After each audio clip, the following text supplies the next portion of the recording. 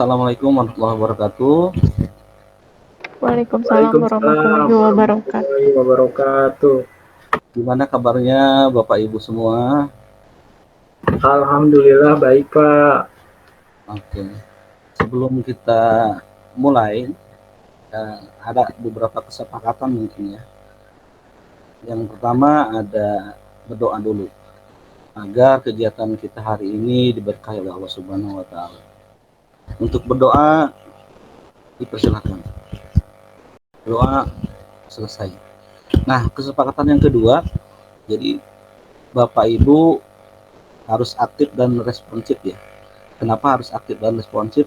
Eh, jadi kalau aktif itu biasanya yang didapat itu, ilmu yang didapat itu akan cepat masuk ya.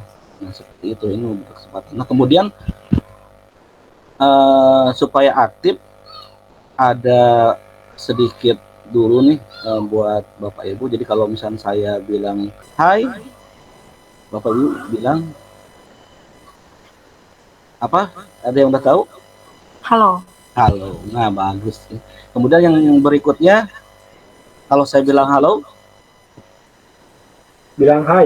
hai. Oke. Kita mulai ya Bapak Ibu ya. Siapa? Halo. Iya Pak. Halo. Hai. Hai. Halo. Hai. Halo halo hai. Hai hai halo. Halo. Hai halo hai hai. Halo hai halo halo. Hai, hai, halo, halo. Lumayan ya Bapak Ibu ya. Jadi membutuhkan konsentrasi juga. Nah, karena kenapa kita akan konsentrasi ke materi.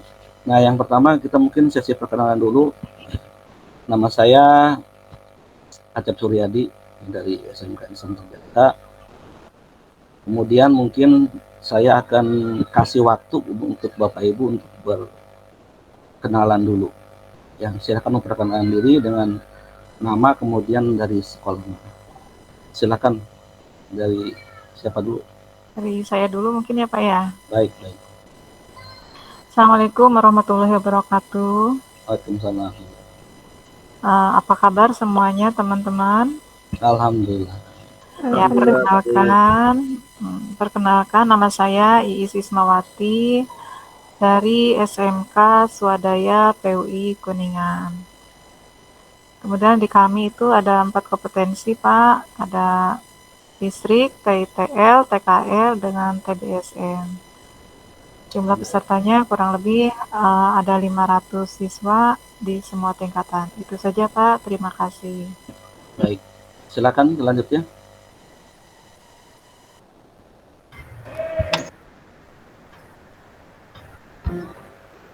Baik Pak, perkenalkan semuanya, nama saya Dani Suherman. Saya dari SMK Ma'arif 2 Sumedang. Kompetensi yang ada di sekolah kami itu ada 4. Yang pertama ada otomatisasi tata kelola perkantoran, terus ada akuntansi keuangan lembaga, bisnis daring dan pemasaran, dan yang terakhir teknik komputer dan jaringan. Mungkin itu saja. Terima kasih. Oke. Ini satu lagi. Iya. Assalamualaikum warahmatullahi wabarakatuh. Perkenalkan, nama saya Nengleni Lesnawati. Saya dari SMK Budi Mandiri Tanjung Sari. Kompetensi yang ada di sekolah kami yaitu TKJ dan TKR. Terima kasih. Baik, sudah pada kenal semua ya Bapak Ibu. Ini saya akan sharing tentang modul ajar, konsep dan komponen modul ajar pada sesi kali ini. Mungkin Bapak Ibu juga sudah mengingat ya, kira-kira mengingat kembali komponen dari rencana pembelajaran yang biasa dibuat. Sekarang marilah kita mengenali konsep dari modul ajar serta komponennya itu apa aja sih gitu ya. Perbedaannya apa sih dengan yang dulu dengan yang sekarang. Agenda sesi kali ini yang akan saya sharingkan yaitu ada 2, tentang konsep modul ajar dan juga komponen modul ajar.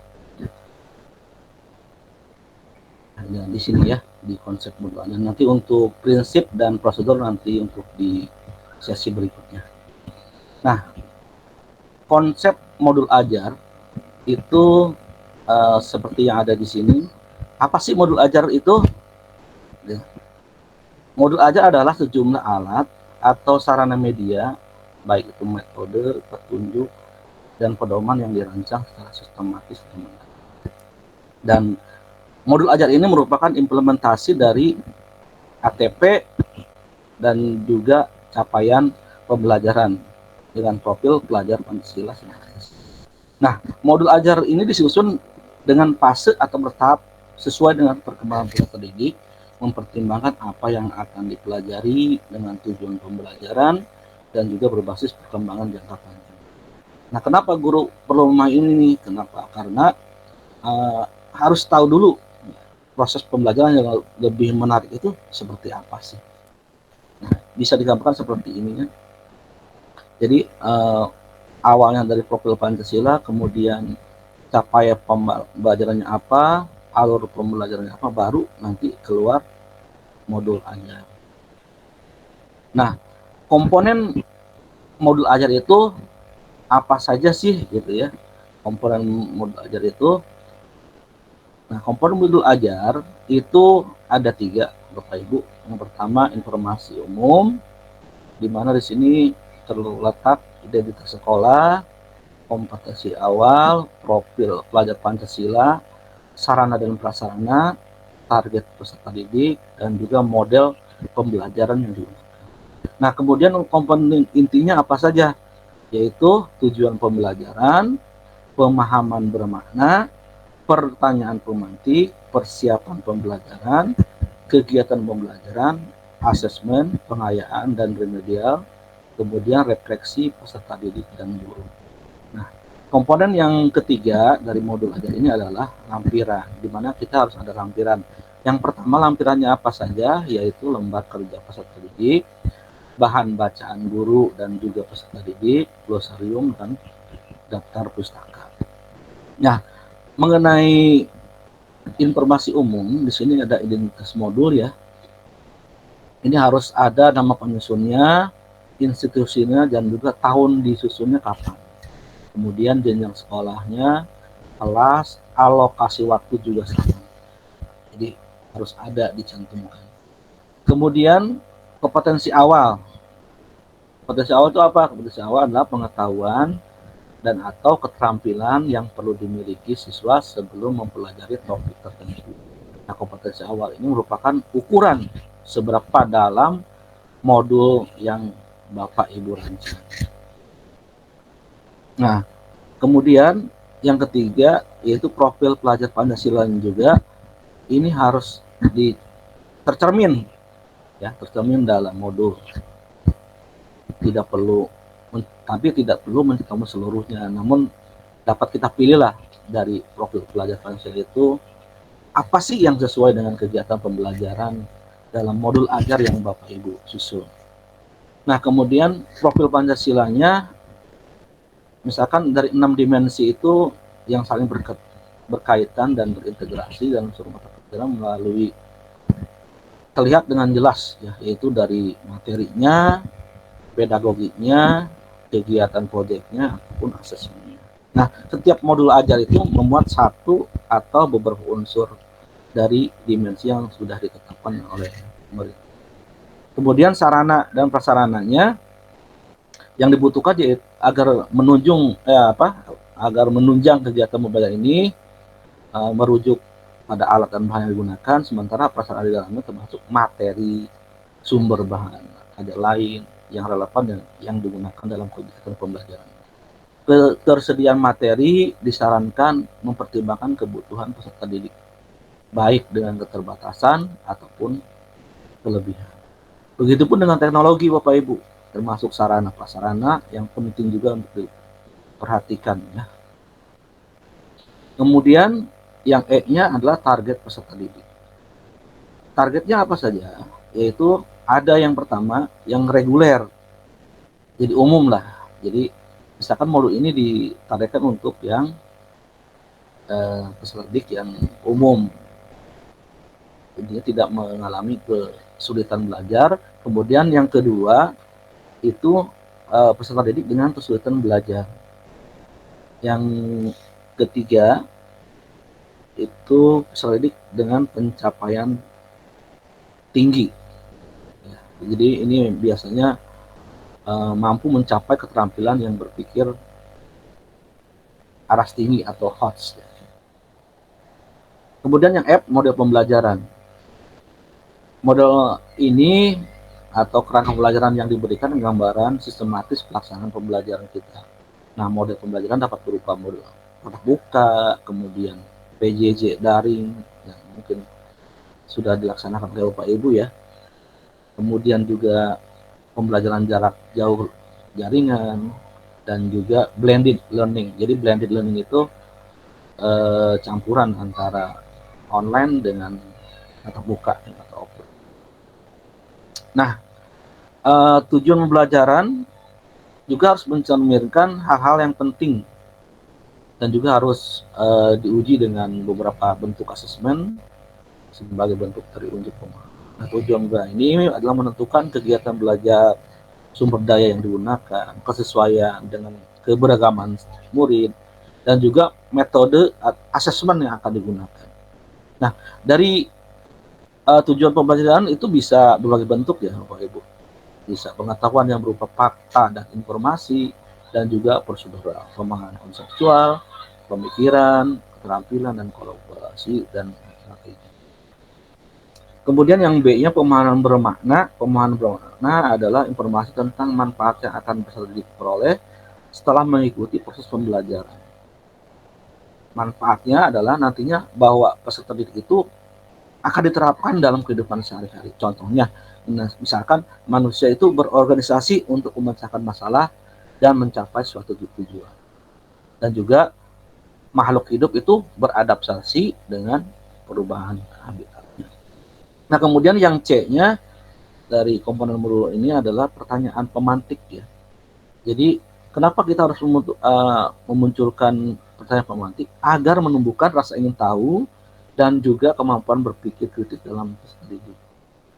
Dan juga ini akan memandu siswa tentang pemahamannya sesuai dengan tujuan pembelajaran kita. Contohnya, pertanyaan pemantik, apa yang membuat sebuah cerpen menarik untuk dibaca? Seperti itu. Nah, kemudian kegiatan pembelajaran. Nah, urutan kegiatan pembelajaran ini dalam bentuk langkah-langkahnya, tapi dituangkan secara konkret, disertakan opsi pembelajaran alternatif. Nah, langkah kegiatan pembelajaran ini ditulis secara berurutan sesuai dengan durasi yang direncanakan. Meliputi 3 tahap ya Bapak Ibu, pendahuluan, inti, dan penutup. Dan pastinya berbasis metode pembelajaran yang aktif. Nah, kemudian yang E adalah asesmen. Nah, asesmen digunakan untuk apa? Ya, itu untuk mengukur capaian pembelajaran di akhir kegiatan. Kriterianya itu harus ditentukan dulu dengan jelas sesuai dengan tujuan pembelajaran yang kita tetapkan. Contoh jenis asesmen yaitu ada 3 ya Bapak Ibu. Asesmennya ada diagnostik, formatif, dan juga sumatif. Nah, bentuk asesmen ini yang bisa dilakukan adalah sikap profil Pancasila dapat berupa observasi, penilaian diri, penilaian teman sebaya, dan juga anekdotal. Kemudian yang kedua, performa. Misalkan mereka disuruh presentasi, drama, pembahasan hasil karya, jurnal, dan sebagainya. Kemudian juga bisa dibuat dengan secara tertulis, ya, tes objektif misalkan, esai, pilihan ganda, isian jawaban singkat, ataupun benar salah. Nah, kemudian yang F adalah pengayaan dan remedial. Pengayaan dilaksanakan untuk apa? Ya, yaitu diberikan kepada peserta didik yang capaiannya tinggi. Kalau kita sudah grade, misalnya ini tinggi, nah baru kita adakan pengayaan. Nah, di remedial ini kebalikannya. Jadi sekiranya siswa yang membutuhkan bimbingan kita dengan materi yang sudah kita bahas, agar kita bisa merancang kegiatan pengayaan itu, tapi kita harus juga memperhatikan mengenai diferensiasinya. Contohnya misalkan lembar kerjanya, ya, jadi harus sesuai antara yang sudah grade-nya bagus dengan yang belum. Nah, lembar kerja peserta didik ini ditujukan untuk peserta didik, jadi bukan untuk guru ya Pak. Dan dapat diperbanyak sesuai dengan kebutuhan peserta didik, baik yang reguler ataupun yang non reguler. Kemudian bahan bacaan guru dan peserta didik digunakan sebagai pemantik sebelum kegiatan mulai atau untuk memperdalam pemahaman materi pada saat atau akhir kegiatan pembelajaran. Kemudian ada glosarium dan daftar pustaka. Jadi glosarium ini adalah kumpulan istilah-istilah. Kemudian kalau daftar pustaka, sumber-sumber referensi yang kita dapatkan. Ya, misalkan ini dapatnya dari mana sumbernya? Bisa dari buku siswa, bisa buku referensi, bisa dari majalah dan lain sebagainya. Nah, itu Bapak Ibu untuk materi kali ini tentang komponen modul ajar dan juga konsep dari modul ajar. Silakan kalau ada yang ditanyakan. Izin bertanya Pak. Baik Pak, silakan Pak. Gini Pak, gimana sih caranya penentuan dimensi profil pelajar Pancasila pada modul ajar seperti apa sih Pak? Dimensinya ya. Oke, sebelum saya jawab mungkin ada yang bisa menjawab dari pertanyaan Pak Dani. Mohon diulangi Pak tadi pertanyaan. Diulang katanya Pak, pertanyaannya Pak, silakan Pak. Jadi gini, untuk menentukan profil pelajar Pancasila di modul ajar itu seperti apa? Mungkin saya akan jawab Pak. Ya, silakan. Yang saya tahu itu harus memenuhi 6 dimensi profil Pancasila. Yang pertama itu beriman, bertakwa kepada Tuhan Yang Maha Esa, kemudian berakhlak mulia. Kemudian yang keduanya itu mandiri, bernalar kritis, kemudian berbineka global, kemudian yang kelima itu bergotong royong, dan yang keenam itu kreatif. Mungkin itu jawaban dari saya. Sekian, terima kasih. Nah, bagus sekali ya jawabannya. Nah, tadi sudah disebutkan tentang 6 dimensi. Nah, cuma nanti kita harus memilih dulu misalkan dari materi itu yang cocoknya yang mana gitu ya. Terutama tadi yang ketuhanan yang Maha Esa pasti itu ya, pasti ada. Nah, kemudian dari setiap modul itu bisa dicampur gitu, bisa dicampur Pak. Semuanya ada juga bisa. Jadi gimana materi yang ada gitu Pak, di sini sesuai dengan materi yang kita ampu. Nah, contoh yang tadi kan